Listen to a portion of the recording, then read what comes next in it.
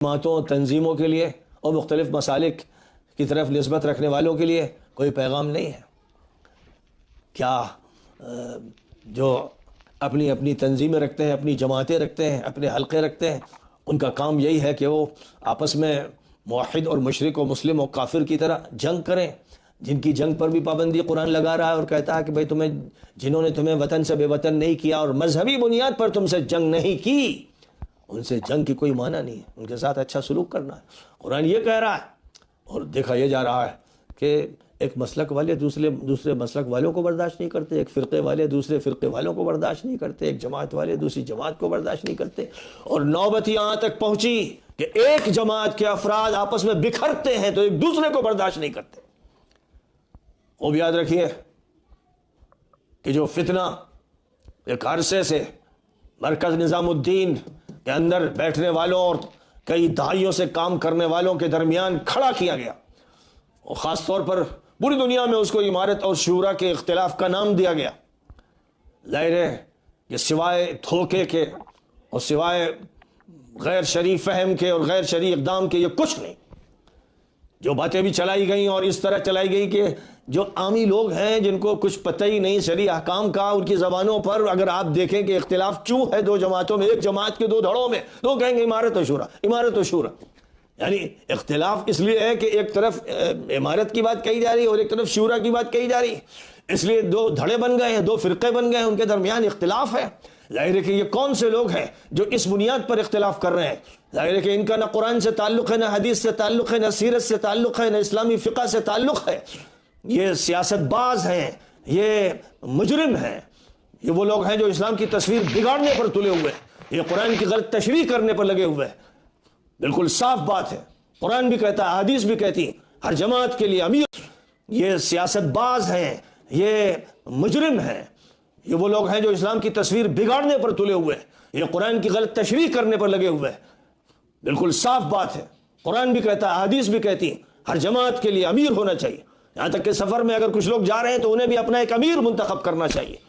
امیر کے بغیر نہیں رہنا چاہیے۔ نماز پڑھنا ہے تو اپنے میں سے ایک امیر یعنی کسی کو امام بنانا چاہیے اور جماعت کے نظام کو قائم کرنا چاہیے، آپس میں جھگڑنا نہیں چاہیے۔ جو بھی پہلے آ گیا وہ پہلے کھڑا ہوگا، پہلی صف میں ہوگا، پھر جو بعد میں آئیں گے وہ علماء ہوں، بڑی شہرت والے لوگ ہیں، وہ دوسری صف میں تیسری صف میں کھڑے ہوں گے۔ ایک نظام و ضابطہ بنا دیا گیا۔ یہی ضابطہ حج کے لیے بنایا گیا، مینا کے لیے بنایا گیا، عرفات کے لیے بنایا گیا، مزدلفہ کے لیے بنایا گیا، مطاف کے لیے بنایا گیا، مسعی کے لیے بنایا گیا، اور نماز کی جماعتوں کے لیے یہ نظام بنایا گیا۔ اور یہی وہ نظام ہے جس کو زندگی کے ہر شعبے میں چلنا چاہیے، جس کی وجہ سے افراتفری نہ ہو، انتشار نہ ہو۔ المسلم من سلم المسلمون من لسانہ ویدہ۔ ایک تو یہ مشہور حدیث ہے کہ مسلمان وہ ہے جس کے ہاتھ سے، جس کی زبان سے مسلمان محفوظ رہیں، اور بعض حدیثوں میں اضافہ ہے من سلم المسلمون والناس من لسانہ ویدہ، تمام لوگ جس کی زبان سے اور جس کے ہاتھ سے محفوظ رہیں، وہ کسی پر زیادتی نہ کرے، کسی پر ظلم نہ کرے، کسی کے ساتھ بدسلوکی نہ کرے، اس پر یہ ذمہ داری عائد کی گئی ہے۔ اور انما المؤمنون اخوۃ فاصلحوا بین اخویکم، تمام ایمان والے بھائی بھائی ہیں، آپس میں اگر کوئی بات پیدا ہو تو صلح صفائی کراؤ، دوستی کرو، تعلق بہتر کرو، ذمہ داری یہ دی گئی ہے۔ اور ایک طرف تمام انسان بھائی بھائی ہیں، پھر مزید اخوت کا رشتہ ایمان والوں کے درمیان ہے، جن کو ہر حال میں اپنے اس رشتے کو قائم رکھنا ہے، چاہے یہ جانتے ہوں کہ دوسرا شخص جو ہماری صفوں میں ہے اس میں نفاق ہے، یہ معلوم ہو کہ وہ نمائشی مسلمان، پھر بھی اس کے ساتھ بدسلوکی نہیں کرنا ہے۔ اس لیے اسلام کی جو تعلیمات کا خلاصہ مرتب کیا گیا 6 نمبرات میں، اس میں بہت اہمیت دی گئی اکرام مسلم کو۔ ہر مسلمان کسی فرقے سے تعلق اس کا ہو، کسی جماعت سے تعلق ہو، وہ اس بات کا مستحق ہے کہ اس کی عزت کی جائے، اس کا اکرام کیا جائے، کسی کے بارے میں ایسی بات نہ کی جائے جس سے اس کی عزت کے خلاف بات ہو رہی ہو، اس کی تکریم کے خلاف عمل ہو رہا ہو۔ یہ وہ رویہ ہے، یہ وہ نقطہ ہے، یہ وہ پوائنٹ ہے جس پر جو جماعت اٹھی، جس جماعت نے اس کی دعوت دی، اسی جماعت میں فرقے بنے، اسی جماعت میں دھڑے بنے، اسی جماعت میں ایک دوسرے سے لڑیں، اسی جماعت میں ایک دوسرے پر حملہ کریں۔ کوئی سوچ سکتا تھا اگر مولانا الیاس صاحب رحمۃ اللہ علیہ خواب میں بھی یہ منظر دیکھ لیتے تو چیخ پڑتے۔ اور بار بار یہی تعلیم دیتے، تبلیغ فرماتے کہ آپس میں کبھی مت لڑنا، کبھی مت لڑنا۔ نبی اکرم صلی اللہ علیہ وسلم نے اپنے صحابہ کو سب سے زیادہ اہتمام کے ساتھ جو نصیحت فرمائی تھی وہ یہ کہ لا ترجعوا بعدی کفارا یضرب بعضکم رقاب بعض، میرے بعد کافر مت بن جانا کہ تم میں سے کوئی ایک دوسرے کی گردن مارے، مسلمانوں میں لڑائی ہو، ایسا مت کرنا۔ پوری شدت کے ساتھ نبی صلی اللہ علیہ وسلم نے اس کی نصیحت فرمائی تھی۔ لیکن جو کچھ ہوا پہلے دور میں اور اس کے بعد کے ادوار میں، اس میں یہ بات سامنے آ گئی کہ کون حق پرست تھا، کون باطل پرست، کون تھا جو صحیح معنی میں مسلمان اور نبی صلی اللہ علیہ وسلم کی تعلیمات کے مطابق عمل کر رہا تھا، کون مخالفانہ رویہ اختیار کیے ہوئے تھا، اپنے عمل سے ثبوت دیتا تھا۔ لیکن نبی اکرم صلی اللہ علیہ وسلم کی وسعت کو دیکھیے، رواداری کو دیکھیے، بردباری کو دیکھیے، تحمل کو دیکھیے، صبر کو دیکھیے کہ نبی صلی اللہ علیہ وسلم جنگ بدر کے بعد جنگ احد کے لیے 1000 صحابہ کو لے کر نکل رہے ہیں اور ابھی آدھے راستے پہ پہنچے ہیں کہ عبداللہ ابن ابی، جس کا شمار صحابہ میں تھا، آج بھی کتابوں میں، صحابہ پر کتابوں میں اس کا نام درج ہے، اور جانتے تھے نبی صلی اللہ علیہ وسلم کی بارے صحابہ کے یہ بہت ہی غیر معتبر آدمی ہے اور منافق ہے۔ اس نے نعرہ لگایا کہ ہمارے لوگ نہیں جائیں گے آگے۔ نتیجہ یہ ہوا کہ 300 اصحاب عبداللہ بن ابی کے نعرے پر لبیک کہتے ہوئے نبی سے بغاوت کر کے مدینے واپس چلے گئے، احد پہاڑ کی طرف نہیں گئے۔ نبی پاک علیہ السلام کی فوج میں صرف 700 افراد رہ گئے۔ اتنا بڑا واقعہ پیش آیا جس میں بقیہ جو 700 صحابہ تھے ان کا یہ مطالبہ تھا کہ حضور پہلے ہم ان سے نمٹ لیں، آستین کے سانپوں کو پہلے ختم کر دیں، پھر دیکھیں گے ان مشرکوں اور کافروں کو جو جنگ کے لیے آئیں۔ لیکن نبی صلی اللہ علیہ وسلم نے شروع دن سے یہ پالیسی طے کر رکھی تھی کہ مدینہ منورہ کی اسلامی ریاست میں آپس میں کوئی جنگ نہیں ہونے دینا، مدینہ منورہ کی ریاست میں فرقہ بندی نہیں ہو سکتی، مدینہ منورہ کی ریاست میں کوئی ایسی فتوی بازی نہیں ہوگی جس کی وجہ سے ایک جماعت ٹوٹ کے دھڑوں میں تبدیل ہو جائے۔ وہ 300 افراد جنہوں نے بائیکاٹ کیا، نبی پاک علیہ السلام سے بغاوت کی احد کی جنگ میں اور مدینے چلے گئے، جنگ ہوئی اور 70 افراد شہید ہوئے اور نبی پاک علیہ السلام زخمی ہوئے اور کیا کیا واقعات پیش آئے۔ لیکن مدینہ منورہ واپس آنے کے بعد آپ نے یہ نہیں فرمایا کہ یہ 300 افراد جنہوں نے ہمارا بائیکاٹ کیا تھا اب ان کا بائیکاٹ کرنا ہے، ان کے ساتھ کوئی نہ کھائے نہ پیے، نہ انہیں سلام کرے، نہ ان سے بات کرے، نہ ان سے ملے جلے۔ یہ آرڈر دیا جا سکتا تھا، لیکن نبی صلی اللہ علیہ وسلم نے کوئی ایسا حکم جاری نہیں فرمایا۔ اور صرف یہ ایک موقع نہیں ہے، اس کے بعد جتنے مواقع آئے، حضرت عائشہ صدیقہ رضی اللہ تعالیٰ عنہ پر جن لوگوں نے الزام لگایا، جن کے بارے میں قرآن پاک کی آیت کریمہ سورۃ النور کی یہ کہتی ہے کہ جن لوگوں نے الزام لگایا اے مسلمانوں اور اے اصحاب رسول، وہ تمہیں میں سے ایک پوری جماعت تھی۔ ان الذین جاؤوا بالافک عصبۃ منکم، جو لوگ یہ جھوٹ لے کر آئے، جنہوں نے یہ افتراء پردازی کی، جنہوں نے یہ تہمت لگائی، اصحاب محمد وہ تمہیں میں سے ایک جماعت تھی، عصبۃ منکم۔ اس کے باوجود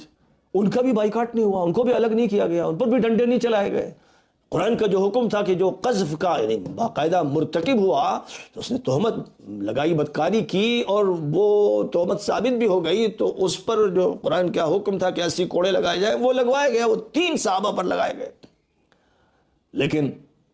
پھر بھی معاملات پورے اتحاد کے ساتھ چلتے رہے، کوئی انتشار پیدا ہونے نہیں دیا گیا، کوئی دھڑا بندی ہونے نہیں دی گئی، کوئی جماعت بندی اور فرقہ بندی ہونے نہیں دی گئی۔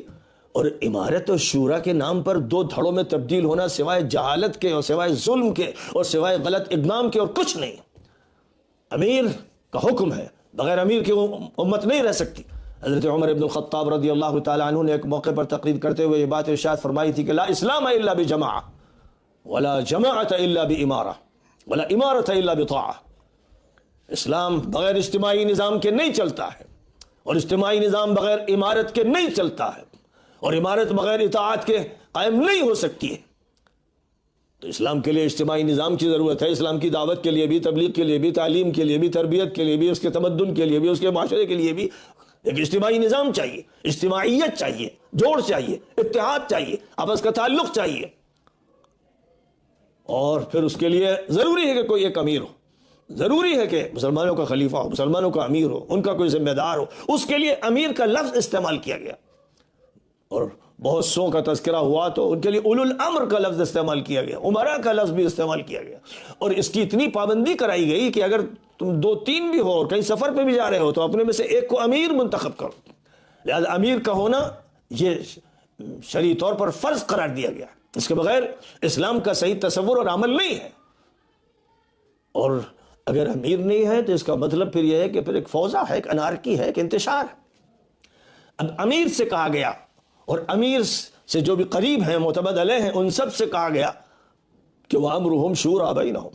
جو معاملہ ہونا چاہیے ایمان والوں کا وہ آپس میں شورائی ہونا چاہیے، ڈکٹیٹرشپ نہ ہو، استبداد نہ ہو. جیسے مشورے کی ضرورت ہو ویسا مشورہ ہو، جس سے ضرورت ہو، یعنی جس طرح کے مشورے کی ضرورت ہو تو اس کے لیے ظاہر ہے کہ اس مشورے کے لائق فرد ہونا چاہیے. مشورہ کرنا ہے کسی طبی سلسلے میں تو اس کے لیے ڈاکٹرز ہونے چاہیے، کوئی سائنسی مسئلہ ہے تو اس کے لیے سائنٹسٹ ہونے چاہیے، کوئی ایسا شخص ہے جو خاص طور پر قرآن کی تفسیر میں ماہر اگر مطلوب ہے تو پھر جو مفسرین ہیں ان سے معلوم ہونا چاہیے کہ کون اچھا مفسر ہے، محدثین کے بارے میں معلوم ہونا چاہیے کہ کون سا اچھا محدث ہے. بہرحال مشورہ کا میدان بدلتا رہتا ہے اس بنیاد پر کہ مشورہ کس امر میں ہے، اس امر کا اسپیشلسٹ کون ہے. اس لیے اختیار یہ امیر کو دیا گیا ہے کہ وہ حسب ضرورت مشورے سے کام لے، اور جب یہ محسوس کرے کہ یہ مسئلہ مشورے کا ہے، مشورہ اس پر کر لینا چاہیے، بغیر مشورے کے بات واضح نہیں ہوگی، تو وشاورہم فی الامر، یہ نبی کو مشورہ دیا جا رہا ہے جو پوری امت کے امیر تھے، پوری امت کے حاکم تھے، پوری امت کے ذمہ دار اعلیٰ تھے. ان سے کہا جا رہا ہے وشاورہم، یہ جو آپ کے صحابہ ہیں ان سے مشورہ کر لیا کیجئے. مشورہ کر لیا کیجئے یہ آپ پر فرض نہیں کیا جا رہا ہے، کیونکہ آپ نے جب ضرورت سمجھی تو مشورہ کیا، جب نہیں سمجھی تو نہیں کیا. جب اللہ کی وحی نازل ہوئی تو مشورے کے کوئی معنی نہیں تھے، کیونکہ وہ اللہ کا حکم تھا. اللہ کے حکم کے بارے میں مشورے کے کوئی معنی نہیں ہوتے. ہاں، اللہ کا حکم کس طرح کس وقت نافذ کیا جائے اس کے بارے میں مشورہ ہو سکتا ہے. حج کس سال کیا جائے، کب سفر کیا جائے، کس راستے سے کیا جائے، اس پر مشورہ ہو سکتا ہے. لیکن جس پر حج فرض ہے وہ کرے گا حج کروں یا نہ کروں، یہ مشورہ نہیں ہو سکتا ہے. نماز پڑھوں یا نہ پڑھوں، اس پر کوئی مشورہ نہیں ہو سکتا. تو بہرحال اصل اسلام میں اجتماعی نظام کے لیے امیر ہے، اور امیر فقہا نے اس کو بھی مانا ہے کہ جو تسلط حاصل کر لے، اگر وہ قرآن کی بنیاد پر اور حدیث کی بنیاد پر بات کر رہا ہے، اسلام پر ایمان پر وہ قائم ہے اور دوسروں کو بھی قائم رکھنا چاہتا ہے، تو اگر تسلط سے بھی وہ غالب آ گیا ہے تب بھی فرمایا گیا فاسمعوا لہ واطیعوا، اس کی بات سنو، اس کی اطاعت کرو، اس کے خلاف بغاوت نہ کرو. ہاں، اگر کوئی اسلام سے خارج ہو جاتا ہے، ایمان سے خارج ہو جاتا ہے، وہ کفر کی بات کرتا ہے، تو پھر ظاہر ہے کہ اس کے لیے پھر نہ یہ جائز ہے کہ وہ امیر ہو، نہ یہ جائز ہے کہ وہ شورا میں ہو، وہ تو اس دائرے سے خارج ہو گیا ہے. تو بہرحال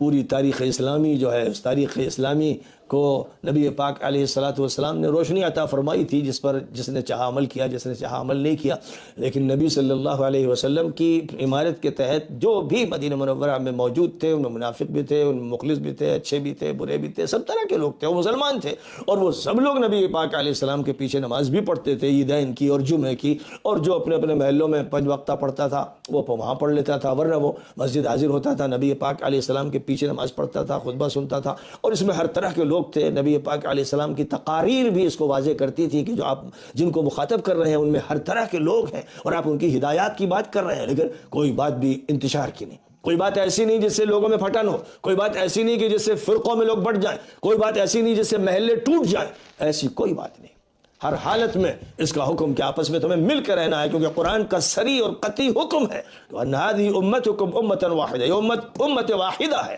اور وَاعْتَصِمُوا بِحَبْلِ اللَّهِ جَمِيعًا وَلَا تَفَرَّقُوا، اللہ کی رسی کو سب لوگ مل کر مضبوطی سے تھام لو اور فرقوں میں مت بٹو. افسوسناک بات یہ ہے کہ ہمارے جو ادارے ہیں، مدرسے ہیں، دارالعلوم ہیں، وہ ایک دارالفتہ کھول دیتے ہیں. دارالفتہ اس لیے ہوتا ہے کہ بھائی کوئی بھی اپنی کسی مشکل کو حل کرنا چاہتا ہے اور وہ اس سے رجوع کرتا ہے، استفتاء بھیجتا ہے، تو اس کو فتویٰ دے دیا جائے ایسا جس سے اس کا مسئلہ حل ہو جائے اور مزید لوگوں کا مسئلہ حل ہو جائے. لیکن کوئی فتویٰ ایسا جس سے لوگ فرقوں میں بٹ جائیں، جتھوں میں بٹ جائیں، ایک جماعت ٹوٹ جائے، یہ فتویٰ حرام، وہ مفتی ولد الحرام ہے جو امت کو توڑنے کا فتویٰ دے. تو بہت افسوسناک صورتحال ہے کہ دیوبند ایسا لگتا ہے کہ اسی کام میں لگ گیا ہے، ایسے ہی شعبے اس نے قائم کیے، اس نے ساری جدوجہد کا رخ ادھر پھیر دیا کہ صاحب رد شیعت ہو، رد مودودیت ہو، رد غیر مقلدیت ہو، رد فلاں رد فلاں. یہ رد فلاں کے کیا معنی ہوتے ہیں؟ سب کو بلانا ہے، حق کی طرف بلانا ہے، کافر کو، مشرک کو، عیسائی کو، یہودی کو، دنیا کے تمام انسانوں کو حق سے روشناس کرانا ہے، حق کی دعوت دینا ہے، حق کی محبت ان کے اندر پیدا کرنا ہے، اور اپنے آپس کے اتحاد و جوڑ کو قائم رکھنا ہے، اس کو کسی حالت میں ٹوٹنے نہیں دینا ہے۔ یہ نبوی طریقہ کار ہے۔ اس نبوی طریقہ کار کے خلاف مدرسوں میں جو اڈے بنائے گئے ہیں اور جو مفتی پالے گئے ہیں، جن کو یہ کام سونپ دیا گیا ہے کہ امت کو توڑتے رہو، کبھی بریلوی و دیوبندی فتنہ اٹھاؤ، کبھی مقلد و غیر مقلدیت کا فتنہ اٹھاؤ، کبھی مودودیت و غیر مودودیت کا فتنہ اٹھاؤ، اور کبھی اپنے ہی گھر کے اہل بیت کو، حضرت مولانا محمد قاسم نانوتوی رحمۃ اللہ علیہ کے پوتے حضرت قاری محمد طیب صاحب کو الزام لگا کے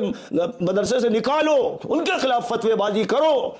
تو سوائے تمہاری یہ جرائم کی فہرست میں جرائم کے اضافے کے علاوہ اور کچھ نہیں۔ اسی کا یہ نتیجہ تھا کہ دیوبند خود ٹوٹا اور جمعیت کے ٹکڑے پر ٹکڑے ہوئے۔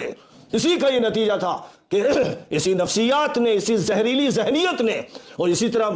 ہمارے معاشرے کے بگڑے ہوئے ناقص العقل اور ناقص الدین مفتیوں نے امت کو توڑنے کا کام کیا۔ کبھی کوئی مسئلہ، ہر مسئلے کی اصلاح کا ایک طریقہ ہے، دعوت کا ایک طریقہ ہے، تربیت کا ایک طریقہ ہے۔ کس سے کوئی اگر غلطی ہو رہی ہے تو اس کو بات سمجھا دی جائے، بلا کے سمجھا دی جائے، یا اس کے پاس جا کے سمجھا دی جائے، اور وہ شخص کے جو بڑوں کو، جو بزرگ ہیں ان کو بزرگ بھی مان رہا ہے، جو مدرسے کو مرجع بھی مان رہا ہے، اور اس کا اعلان بھی کر رہا ہے، اس کے ساتھ سوائے شرارت کے اور سیاسی بازی گری کے اور امت میں تفریق پیدا کرنے اور شرانگیزی کرنے کے اور بھی کوئی مقصد ہے؟ سب سے بڑا مجمع بنگلہ دیش کی سرزمین پر ہوتا چلا آ رہا ہے، 15 لاکھ 20 لاکھ لوگ متفق اور متحد ہو کر ایک امیر کی اطاعت کے ساتھ بڑے بڑے اجلاس کرتے تھے۔ عرب کے ملکوں سے ہزاروں مبلغ آتے تھے اور شریک ہوتے تھے۔ یہ کون سی مصیبت آئی ہے؟ یہ کون سی مصیبت دیوبند کے فتوے کے نتیجے میں پیدا ہوئی کہ جو مخلوق ناقص ہے، بے عقل ہے، ناسمجھ ہے، جو کسی فتوے پر اعتماد کر کے اپنے اسلام کو توڑ دیتی ہے، ایمان ختم کر دیتی ہے، نبوی طریقہ کار کی دھجیاں اڑا دیتی ہے، قرآن کے ساتھ مذاق کرتی ہے، یہ بھیڑ، یہ بڑی تعداد جو اس بیماری میں مبتلا ہے، اور اس بیماری سے نکلنے کا کوئی طریقہ نہیں، کیونکہ وہ جتھے بندیوں میں لگتی ہے اور کسی فتوے کو بنیاد بناتی ہے۔ وہ بنگلہ دیش میں وہ نالائق اور ایسی بگڑی ہوئی قوم ہے جس نے یہ دکھایا کہ جو مل کے سب اجتماع کرتے تھے اب وہ آپس میں لڑیں گے، ڈنڈے چلائیں گے، بوڑھا بوڑھے کو مارے گا، عالم عالم کو مارے گا۔ وہ منظر سامنے لایا جائے گا جو دور جاہلیت کا منظر تھا، وہ منظر جس میں ایک قبیلہ دوسرے قبیلے سے لڑتا تھا اور ایک پارٹی دوسری پارٹی سے لڑتی تھی۔ اور آج کی موجودہ جاہلیت میں جو منظر سیاسی پارٹیوں کے بیچ اور اہل مذاہب اور اہل مسالک کے بیچ ہے، وہی ہمیں بھی کر کے رہنا ہوگا، کیونکہ ہمارے سر پر جو مفتی بیٹھا ہوا ہے، سیاسی بازیگر، امت میں تفرقہ پیدا کرنے والا، فتووں کا کھیل کھیلنے والا، دشمن کی مدد کرنے والا اور اسلام کے پرخشے اڑانے والا، امت واحدہ میں کو ٹکڑوں میں بانٹنے والا جو مجرم مفتی بیٹھا ہے، اس نے جو کہا بھیڑ اسی کو مانے گی۔ بھیڑ گمراہی کی طرف چلتی ہے، دیکھ لو جا کر آج وہاں جہاں قبر کو سجدے بھی ہو رہے بھیڑ لگی ہوئی ہے، اور جہاں پر اور بہت سی نوٹنکیاں ہو رہی بھیڑ لگی ہوئی ہے۔ حق کی طرف دعوت قبول نہیں ہوتی۔ تمام لوگوں کو ایک ہونا پڑے گا،